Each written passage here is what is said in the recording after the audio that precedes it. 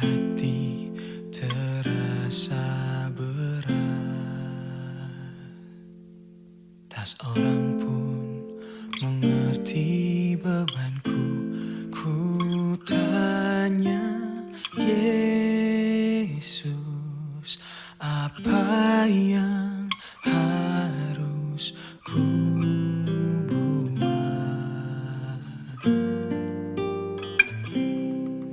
Dia berfirman, mari datanglah. Dia selalu pedulikan aku. Ku datang, Yesus. Dia pikul segala bebanku.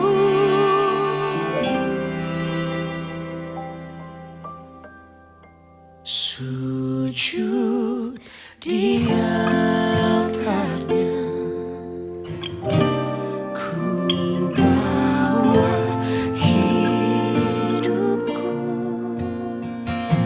Ku terima anugerahnya, Dia ampuniku dan bebaskanku.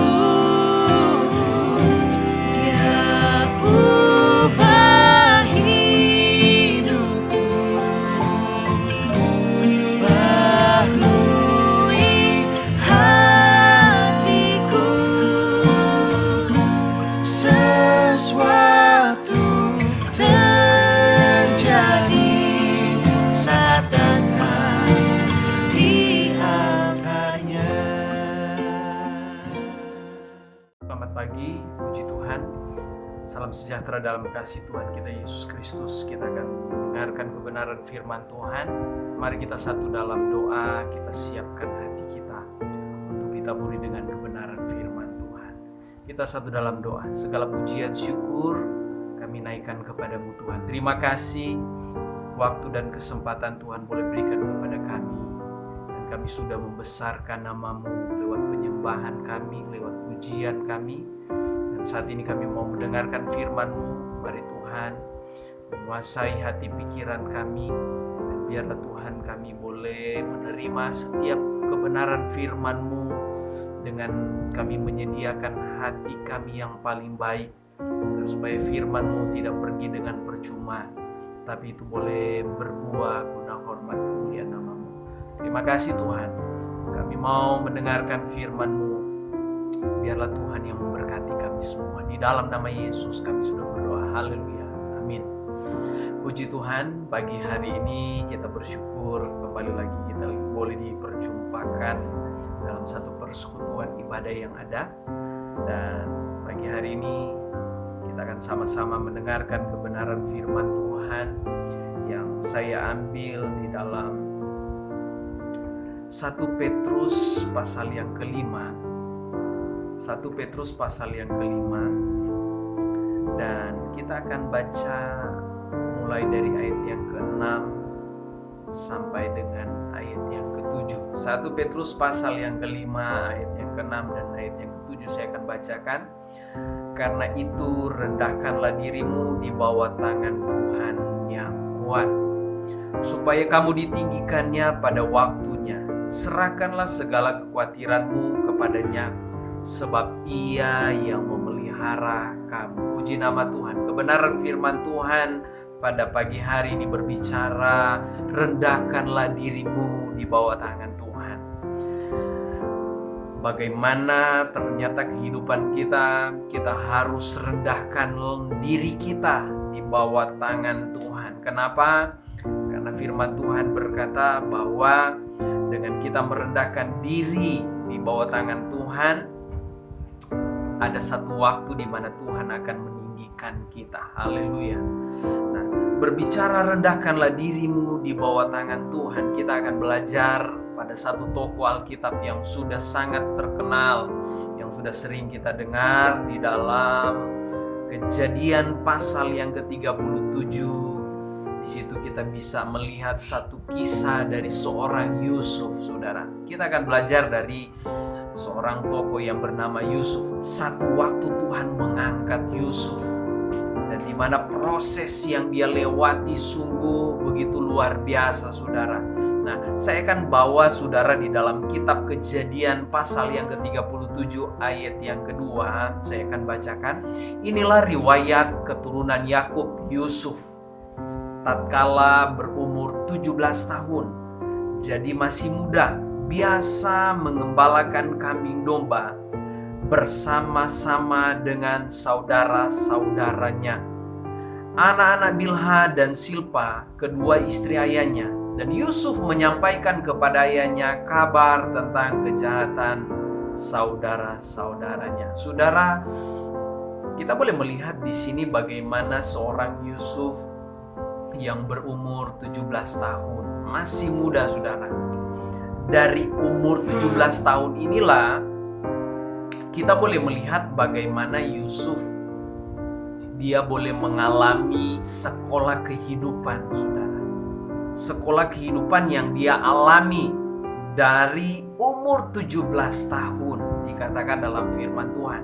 Yang pertama kita bisa melihat di dalam Kejadian pasal yang ke-37 ayat yang keempat, saudara bisa baca di situ. Dia dibenci oleh kakak-kakaknya. Pelajaran pertama, saudara, kakak-kakaknya membenci Yusuf. Dan dia tahu hal itu, saudara. Yakub, saudara, mengasihi Yusuf ini, dan di situ timbul iri hati. Yusuf juga diberikan mimpi oleh Tuhan, dan di situ juga mereka mulai membencinya. Nah, Yusuf dalam hal ini, saudara, pelajaran kehidupan yang dialami oleh Yusuf, dia dibenci oleh kakak-kakaknya. Nah, pelajaran yang kedua yang dialami oleh Yusuf, saudara, kita bisa melihat di dalam Kejadian pasal yang ke-37 ayat yang ke-23 sampai ayat yang ke-24.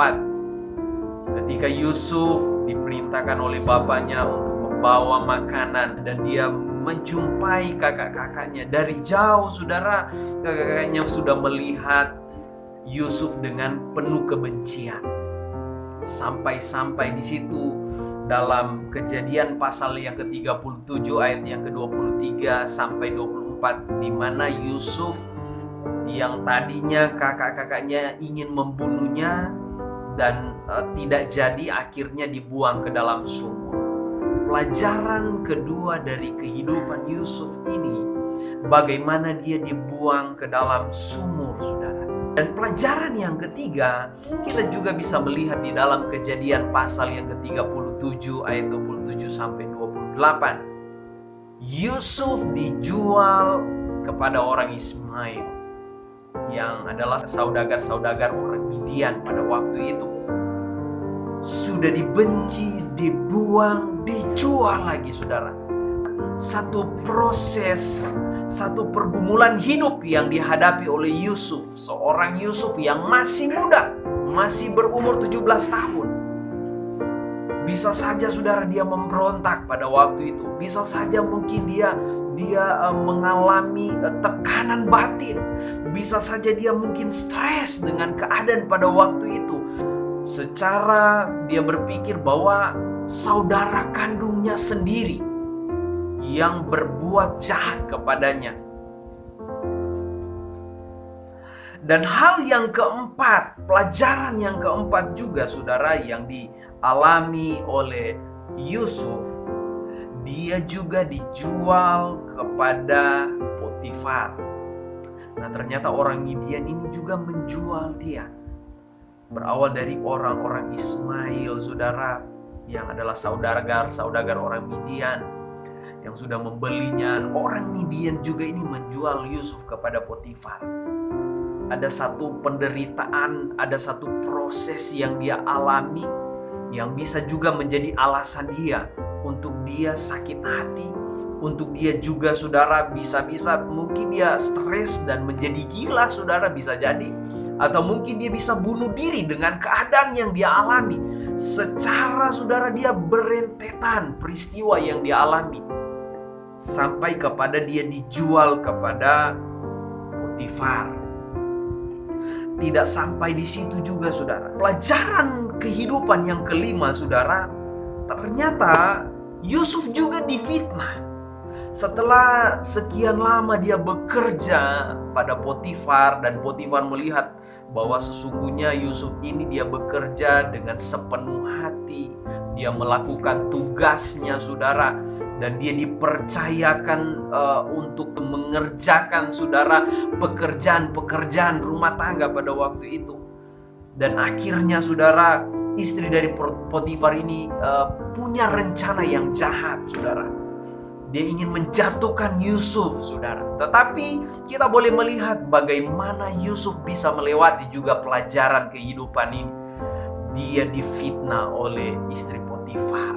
Rentetan yang terjadi dalam kehidupan Yusuf, masalah-masalah yang silih berganti, saudara, dia alami.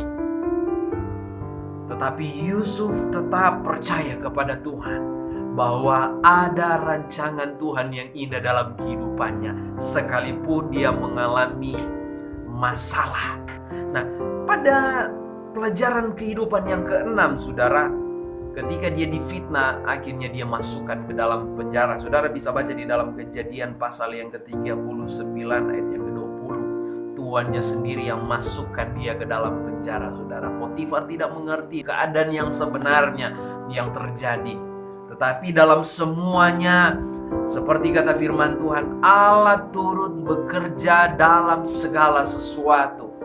Dalam hal apapun Tuhan turut bekerja untuk mendatangkan kebaikan bagi mereka yang mengasihi Dia. Dan Yusuf, saudara, Tuhan turut bekerja sekalipun dia harus dimasukkan ke dalam penjara. Dan pelajaran yang ketujuh yang dialami oleh Yusuf, saudara, dia dilupakan, saudara. Saat dia masuk penjara, dia berjumpa juga dengan dua tahanan yang adalah juga pegawai Raja Firaun, juru minum dan juru roti. Mereka bermimpi dan mimpi mereka diceritakan kepada Yusuf, dan Yusuf menafsirkan mimpi mereka, dan itu terjadi karena memang apa yang Yusuf tafsirkan itu adalah petunjuk dari Tuhan. Dan Yusuf berkata, kalau seandainya mereka dikeluarkan, ingatlah kepadaku. Saudara bisa baca di dalam Kejadian 40 ayat yang ke-23. Tetapi Yusuf tidaklah diingat oleh kepala juru minuman itu, melainkan dilupakannya. Nah, dari satu cerita ini, saudara, kita bisa melihat bagaimana apa yang dialami oleh Yusuf. Ada 7 pelajaran yang luar biasa, 7 pelajaran kehidupan. Angka 7 itu berbicara angka sempurna. Saudara, bagaimana Yusuf, saudara, mengalami 7 pelajaran kehidupan. Pertama, dibenci. Yang kedua, dibuang ke dalam sumur. Yang ketiga, dijual kepada orang Ismail, saudagar Midian. Dan yang keempat, dia juga dijual kepada Potifar. Dan yang kelima, difitnah. Setelah difitnah, yang keenam, dia masuk penjara. Yang ketujuh, dilupakan. Satu pelajaran kehidupan yang sempurna, saudara. Angka 7 adalah angka sempurna, berbicara sempurna pelajaran kehidupan dari seorang Yusuf. Tetapi firman Tuhan berkata, yang sudah kita baca di dalam 1 Petrus pasal yang ke-5, karena itu rendahkanlah dirimu di bawah tangan Tuhan yang kuat, supaya kamu ditinggikannya pada waktunya.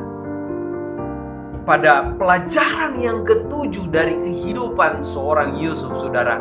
Nah, di penjara inilah, saudara, Tuhan beracara dalam kehidupannya lewat satu mimpi oleh Raja Firaun, dan di situ adalah jalan-jalannya Tuhan kepada Yusuf untuk dia ditinggikan.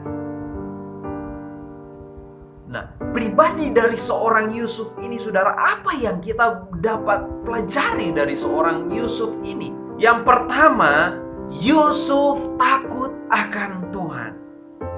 Nah, kita sudah melihat pelajaran-pelajaran kehidupan dari Yusuf. Pada Kejadian pasal yang ke-37 ayat yang kedua kita baca kembali.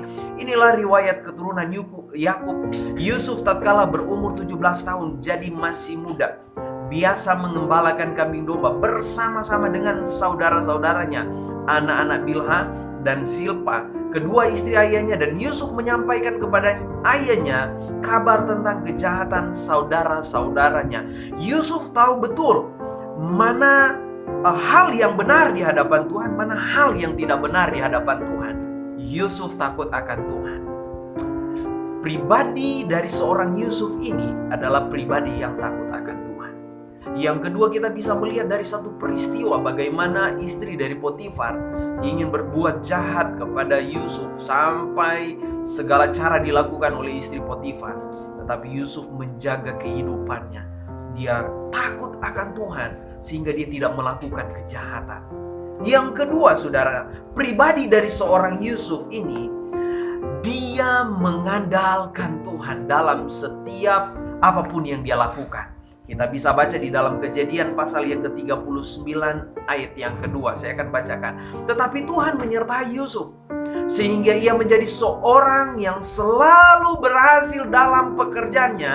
Maka tinggallah ia di rumah tuannya, orang Mesir itu.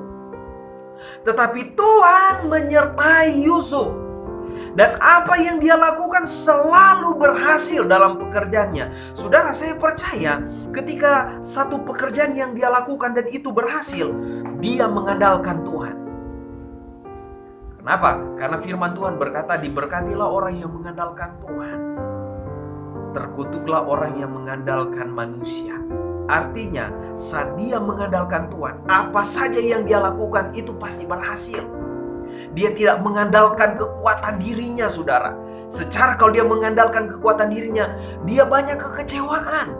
Dia banyak mengalami hal yang bisa saja saya katakan dia sakit hati, saudara. Tetapi Yusuf ini, saudara, dia tidak memandang hal itu. Dia tetap mengerjakan apa yang harus dia kerjakan. Dia mengandalkan Tuhan. Sehingga dikatakan selalu berhasil dalam pekerjaannya. Kalau kita juga membaca pada ayat yang ke-21 di dalam Kejadian 39. Tetapi Tuhan menyertai Yusuf dan melimpahkan kasih setianya kepadanya dan membuat Yusuf kesayangan bagi kepala penjara itu. Sebab itu kepala penjara mempercayakan semua tahanan dalam penjara itu kepada Yusuf, dan segala pekerjaan yang harus dilakukan di situ dialah yang mengurusnya. Ayat 23. Dan kepala penjara tidak mencampuri segala yang dipercayakannya kepada Yusuf, karena Tuhan menyertai dia. Dan apa yang dikerjakannya dibuat Tuhan berhasil, saudara. Saudara bisa melihat bagaimana di rumah Potifar selalu berhasil dalam segala sesuatu yang dia kerjakan. Termasuk pun di penjara, dia juga berhasil dalam segala sesuatu yang dia kerjakan, saudara. Coba kita bayangkan kalau Yusuf mengikuti kekecewaan dalam hatinya. Kalau Yusuf tinggal dalam keterpurukan masalah yang dia hadapi, dia tidak akan mengalami yang namanya penyertaan daripada Tuhan. Dia tidak akan mengalami keberhasilan dalam segala sesuatu yang dia kerjakan. Tetapi Yusuf selalu memandang kepada Tuhan. Dia mengandalkan Tuhan. Saudara, pelajaran yang kita dapat ambil dari pribadi seorang Yusuf. Yusuf adalah seorang yang mengandalkan Tuhan. Yang ketiga, dia bertanggung jawab, saudara. Setiap pekerjaan yang dipercayakan kepada Yusuf, dia lakukan dengan penuh tanggung jawab. Bagaimana dengan kita? Apa yang Tuhan sudah percayakan kepada kita, kita lakukan itu dengan penuh tanggung jawab. Amin. Mungkin Tuhan mempercayakan kita untuk bekerja dalam satu perusahaan, kita lakukan itu dengan tanggung jawab. Mungkin Tuhan sudah mempercayakan kita untuk sebagai mungkin pelayan Tuhan, lakukan itu dengan penuh tanggung jawab. Atau hanya sebatas ibu rumah tangga, itu adalah tanggung jawab. Kenapa? Tuhan menilik semuanya, Tuhan memperhatikan semuanya. Kalau kita melakukan sepenuh hati, kita mengerjakan segala sesuatu seperti untuk Tuhan, kata firman Tuhan, kalau kita merendahkan diri di bawah tangan Tuhan yang kuat, ada satu waktu Tuhan akan meninggikan kita. Dia akan mengangkat kita. Amin. Dan yang ketiga, saudara, yang keempat, Yusuf mengasihi dan mengampuni, saudara. Kejadian 45 ayat yang keempat sampai dengan ayat yang kelima. Lalu kata Yusuf kepada saudara-saudaranya itu, marilah dekat-dekat. Maka mendekatlah mereka. Katanya lagi, akulah Yusuf, saudaramu yang kamu jual ke Mesir. Tetapi sekarang janganlah bersusah hati dan janganlah menyesali diri, karena kamu menjual aku ke sini. Sebab untuk memelihara kehidupanlah Allah menyuruh aku mendahului kamu.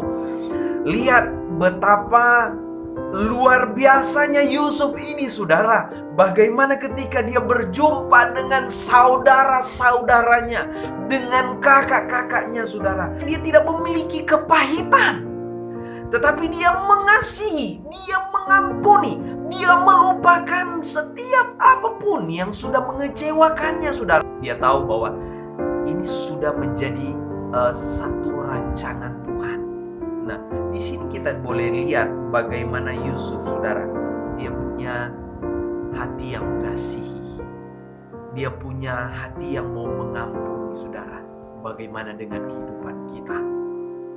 Apakah kita punya hati yang mau mengasihi?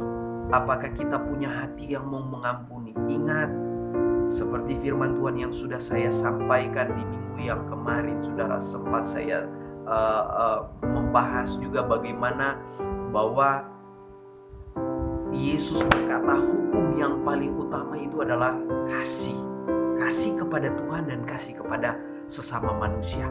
Kalau kita mengasihi, kalau kita belajar mengampuni, saudara, artinya, saudara, kita merendahkan diri di bawah tangan Tuhan yang kuat. Artinya kita tidak mengikuti keegoisan kita, tidak mempertahankan keegoisan kita. Sama seperti Yusuf. Yusuf punya hati yang mau mengasihi. Yusuf punya hati yang mau mengampuni. Dengan dia melihat saudara-saudaranya, saudara, malah dia menangis. Dia memeluk mereka. Dia mencium mereka, saudara. Kenapa? Karena dia punya hati yang mau mengasihi. Dia punya hati yang mau mengampuni. Apakah itu ada dalam kehidupan kita? Kalau kita memiliki kasih, kita mau mengampuni, memiliki hati yang mengampuni, kita merendahkan diri di bawah tangan Tuhan yang kuat. Saudara, kita belajar dari pribadi seorang Yusuf. Takut akan Tuhan, mengandalkan Tuhan, bertanggung jawab, dan yang terakhir, mengasihi. Kita satu dalam doa. Tuhan Yesus, terima kasih buat kebenaran firman-Mu. Tanamkan firman-Mu dalam kehidupan kami, agar supaya kami dapat melakukan setiap kebenaran firman-Mu dan akan membuahkan hasil. Dan pakailah kami untuk menjadi berkat buat banyak orang, Tuhan. Berkati umat-umat-Mu yang sudah mengikuti ibadah persekutuan pada siang hari ini. Dan kiranya Tuhan yang selalu menolong, menilik setiap kehidupan kami. Kami mau belajar kepada Yusuf, saudara. Dia selalu mau memandang kepada Engkau, merendahkan diri di bawah tangan Tuhan yang kuat, sehingga Tuhan mengangkatnya dan dia boleh menerima juga sesuai dengan rancangan Tuhan, sesuai dengan janji Tuhan. Dan kami aminkan bahwa rancangan-Mu adalah rancangan damai sejahtera, rancangan yang mendatangkan damai sejahtera kepada kami yang selalu berpengharapan kepada Engkau. Masa depan yang penuh pengharapan itu kami boleh dapatkan, Tuhan. Engkau Allah yang luar biasa. Engkau Allah yang penuh dengan kasih. Sekalipun kami masih banyak kekurangan, Tuhan, tetapi kami percaya kami selalu, Tuhan, dibuat untuk selalu dibaharui, supaya kami selalu berkenan di hadapan Tuhan. Terima kasih, Tuhan. Hamba-Mu menyerahkan setiap umat-umat Tuhan, dan dalam setiap aktivitas di sepanjang minggu yang akan berjalan, Tuhan menolong menyertai, buat semuanya berhasil. Campur tangan, Tuhan, dan ajarlah kami selalu untuk hidup takut akan Tuhan, hidup mengandalkan Tuhan, dan bertanggung jawab dalam setiap apapun yang kami lakukan. Dan terlebih kami mau hidup mengasihi Engkau, Tuhan. Kami berdoa juga untuk bangsa dan negara kami, Tuhan. Tolong Tuhan berkati bangsa dan negara kami. Kondisi yang kami hadapi di hari-hari ini, Tuhan, kami percaya Tuhan menggaris setiap kehidupan kami. Tuhan melindungi setiap kehidupan kami, sehingga kami selalu berjalan dengan selalu dalam penyertaan daripada Tuhan. Terima kasih, Tuhan. Kami juga menyerahkan pergumulan kami untuk kerinduan kami memiliki tempat yang tetap. Bagi Tuhan tidak ada yang mustahil.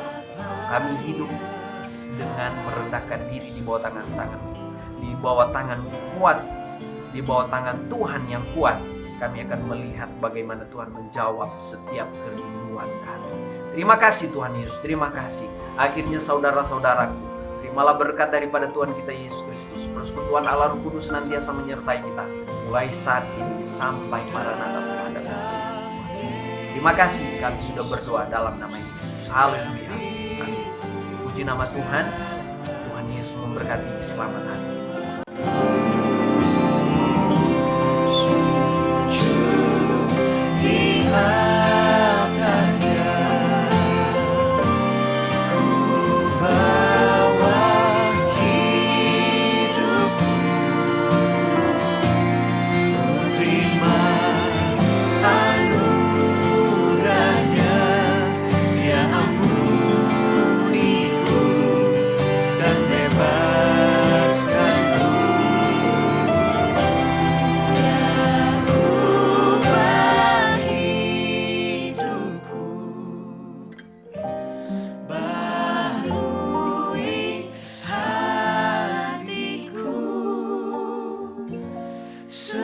Sesuatu terjadi saat datang di antaranya.